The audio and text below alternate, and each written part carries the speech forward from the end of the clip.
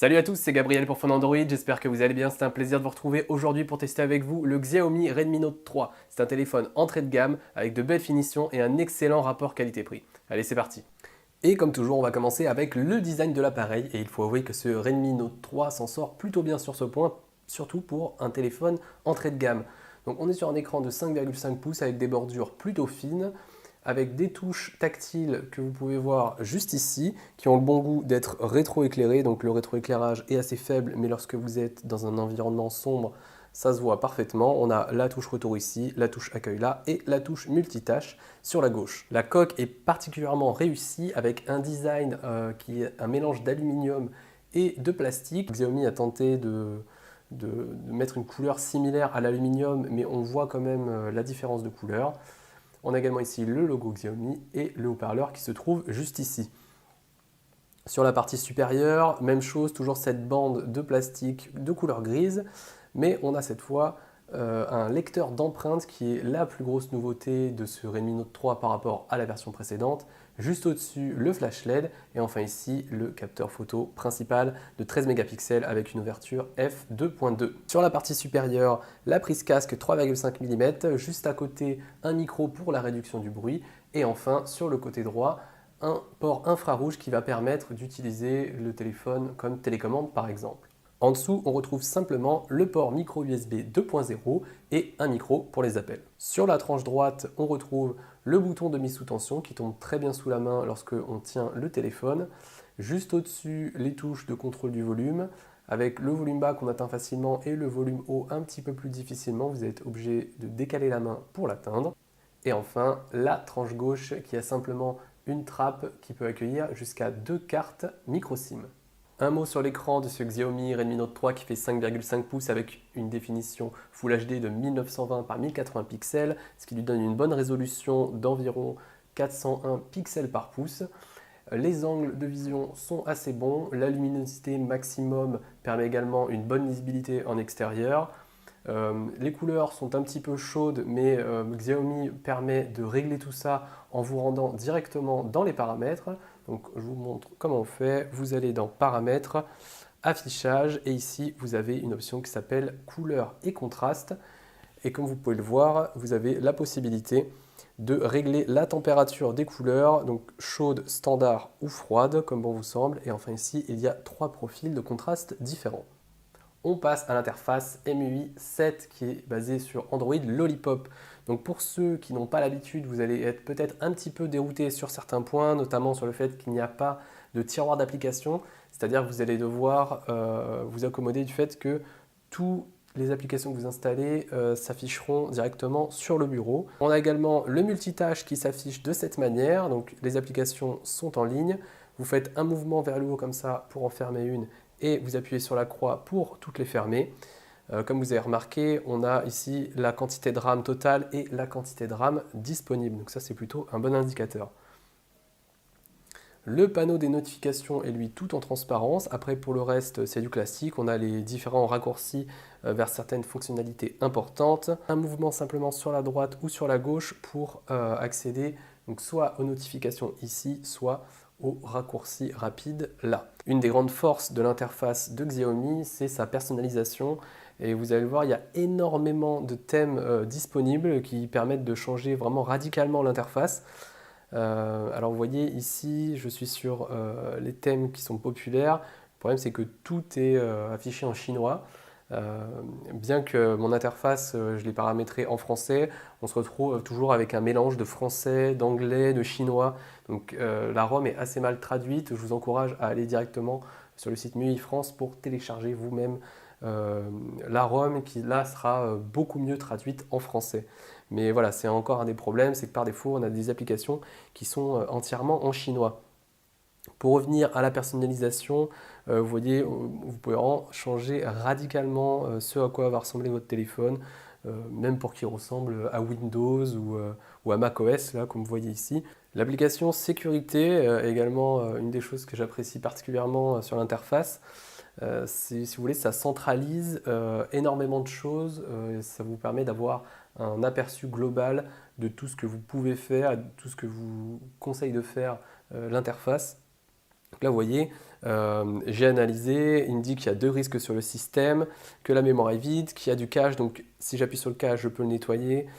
Concernant le système, il me dit que le mode USB debugging est allumé, que les options développeurs sont également activées, donc il considère ça comme une menace potentielle, donc on peut résoudre ça rapidement. Évidemment, vous n'êtes pas obligé de le faire. Il y a même un antivirus intégré et enfin le gestionnaire des permissions. Et vous pouvez voir que le gestionnaire de fichiers ainsi que l'application Google Photos sont elles autorisées à démarrer au lancement du téléphone. Après, vous pouvez choisir lesquelles vous autorisez, lesquelles vous n'autorisez pas, simplement comme ça en appuyant sur ce petit curseur. Même chose pour les permissions d'application. Vous sélectionnez l'application de votre choix. Là, par exemple, je prends Antutu. Je vois qu'elle est autorisée à envoyer des SMS. Donc après, c'est à moi de choisir. Est-ce que je veux simplement être notifié lorsque l'application envoie un SMS? Est-ce que je l'accepte tout le temps ou est-ce que je refuse tout le temps qu'elle envoie des messages? Donc tout ça, c'est évidemment à manier avec précaution. Le but, c'est de gérer les autorisations qui sont parfois abusives. Après, si jamais vous bloquez tout, vous pourrez rencontrer des problèmes sur le fonctionnement des applications. Autre option sympa dont je ne vous ai pas parlé, c'est la possibilité de régler la LED de notification. Donc pour ça, vous allez dans les paramètres, vous cliquez sur paramètres additionnels et là, vous avez une option LED. Donc vous allez pouvoir changer la LED qui se trouve en haut, changer la couleur pour donc, les messages, les appels et les notifications. Une autre option intéressante de l'interface MIUI, c'est le mode à une main. Donc vous allez dans les paramètres additionnels et vous allez pouvoir réduire la taille de l'écran parce que l'écran fait 5,5 pouces, donc c'est quand même un peu grand pour certains. Voilà, vous ne pourrez pas forcément atteindre tous les coins de l'écran avec votre pouce. Donc vous choisissez simplement quelle taille d'écran vous voulez pour ce mode à une main. Vous pouvez également choisir d'être averti lorsque ce mode à une main va s'activer. Et pour l'activer, vous devez en fait glisser votre doigt sur la barre du bas. Donc, je vais vous montrer comment on fait. Vous faites comme ça, vous glissez votre doigt de la gauche vers la droite et il va vous proposer directement est-ce que vous voulez activer ce mode. Vous faites OK et là, vous voyez, je peux utiliser le téléphone très simplement à une main. Évidemment, vous ne profiterez pas de l'affichage complet que peut proposer l'écran, mais c'est beaucoup plus facile à manier comme ça. Le lecteur d'empreintes qui se trouve juste en dessous de l'appareil photo est vraiment très très efficace. Il tombe parfaitement sous l'index lorsque vous tenez le téléphone à une main. L'inconvénient, c'est que pour déverrouiller le téléphone, vous êtes obligé de l'attraper. Vous ne pouvez pas le faire lorsqu'il est posé sur le bureau. Donc ça, c'est un petit inconvénient. Mais vous allez le voir, il fonctionne extrêmement bien. Pour le configurer, c'est assez simple. Vous allez dans les paramètres, vous cherchez ensuite une option qui s'appelle écran de verrouillage, puis mot de passe et empreinte. Donc là, j'en ai déjà défini un, donc il me demande quel est mon schéma. Donc je fais mon schéma et ensuite je peux paramétrer une nouvelle empreinte. Donc là, je vais le faire pour vous. Vous avez simplement à poser votre doigt comme ça à l'arrière. Et voilà, une fois que c'est fait, vous appuyez sur effectuer. Et lorsque j'éteins le téléphone, en appuyant simplement depuis l'écran éteint, je vais pouvoir allumer mon téléphone de manière très simple. L'appareil photo du Redmi Note 3 est vraiment pas son plus gros point fort. La mise au point peut parfois se montrer un petit peu capricieuse, ça dépend des conditions de luminosité. La capture, en revanche, elle est plutôt rapide, mais on a du bruit qui apparaît, donc non seulement quand il n'y a pas beaucoup de lumière, mais même quand il y a de la lumière, il y a un petit peu de bruit sur les photos. Donc là, vous voyez, j'ai quand même une bonne luminosité, on a quand même un petit peu de bruit, une mise au point qui n'est pas parfaite. Donc on n'attend évidemment pas d'un téléphone entrée de gamme que ce soit le meilleur photophone du marché, mais bon, il faut avouer que voilà, on est quand même un petit peu déçu sur ce point. Le mode HDR est activé, il n'est pas impressionnant, mais il peut quand même vous sauver lorsque y a des zones d'ombre ou qu'il ne fait pas très beau, ça fait parfois de bonnes photos. Je vous renvoie sur mon test pour voir plusieurs samples photos. Vous glissez votre doigt comme ça sur la droite, il y a des effets en temps réel que vous pouvez appliquer. Et sur la gauche, les différentes options. Donc le mode manuel, lui, il permet d'avoir un petit peu plus de contrôle. Donc là, vous voyez, sur la balance des blancs, quelques paramétrages, on va dire. Vous ne pouvez pas la régler parfaitement vous-même, mais il y a quand même quelques profils.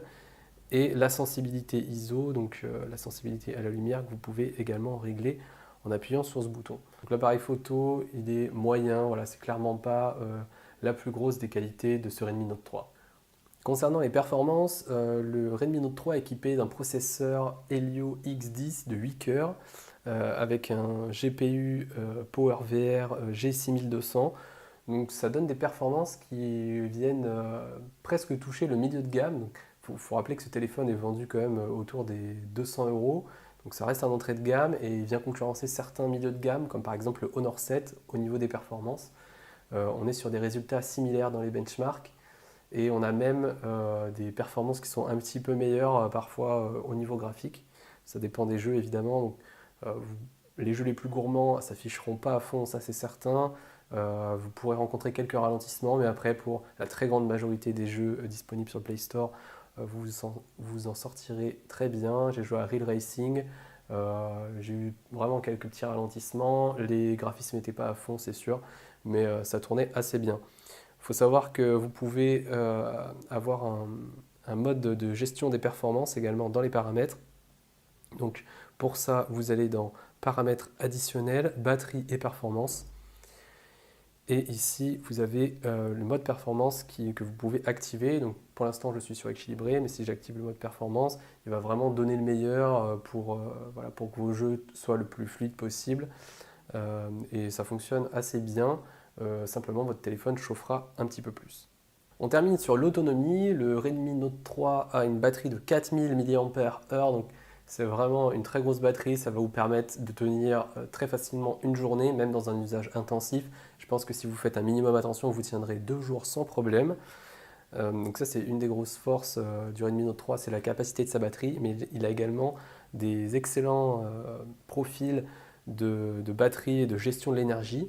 Donc là vous pouvez le voir, je suis par défaut, mais il y a un mode marathon, un mode sommeil, et enfin la possibilité de personnaliser complètement les profils. Donc lorsque vous faites ajouter un profil, vous pouvez choisir le mode de performance du processeur. Donc là je le mets en équilibré. Pareil, quand est-ce que vous voulez nettoyer la mémoire, donc soit jamais, donc c'est-à-dire que vous devrez le faire manuellement, soit toutes les minutes, toutes les 5 minutes, toutes les 10 minutes. La luminosité de l'écran, même chose, vous pouvez la régler. Enfin, vous voyez, la connectivité, Bluetooth, etc. Donc vous pouvez vraiment avoir une très grosse personnalisation de votre profil de batterie et ça peut vraiment vous permettre de sauver de l'énergie et gagner quelques heures d'autonomie sans aucun problème. Pour conclure, je dirais que ce Xiaomi Redmi Note 3 est un excellent smartphone entrée de gamme. C'est vraiment un très bon rapport qualité-prix. Si jamais vous ne voulez pas vous ruiner, que vous cherchez un téléphone équilibré, vous pouvez le trouver pour environ 200 euros. Il faut savoir qu'il y a deux versions. Une version avec 16 Go de stockage qui, elle, a 2 Go de RAM et une version avec 32 Go de stockage qui, elle, a 3 Go de RAM. L'inconvénient, c'est que vous ne pourrez pas aller au-delà car le téléphone n'a pas de port micro SD. Donc ça, c'est un de ses défauts. Comme c'est un téléphone chinois, vous pouvez l'importer. Il est compatible avec la 4G LTE de catégorie 4, mais pas la bande de fréquence 800 MHz qui est utilisée chez certains opérateurs, pas mal chez SFR notamment, chez les autres un petit peu moins. Après, ça ne veut pas dire que la 4G ne fonctionnera pas, mais c'est simplement la 800 MHz. Après, pour la 3G et le reste, il n'y a vraiment aucun souci, ça marche super, la qualité des appels est également très bonne. Donc le téléphone, il a un design plutôt réussi, l'écran est de qualité, les performances sont au rendez-vous, l'autonomie est excellente. Voilà, moi si je devais vraiment retenir quelques défauts, ça serait l'appareil photo qui est pas vraiment au niveau, le manque de la bande 800 MHz pour la 4G et enfin l'absence de port micro SD. Pour le reste, Xiaomi nous livre vraiment un excellent smartphone. Merci à tous d'avoir regardé cette vidéo, j'espère qu'elle vous a plu. Si c'est le cas, n'hésitez pas à la liker, à la partager, à la commenter. Également à vous abonner à la chaîne YouTube de Fall Android et aux notifications si jamais vous voulez recevoir une petite alerte lorsque de nouvelles vidéos sortent. Et on se retrouve très vite pour de prochains tests. Salut à tous!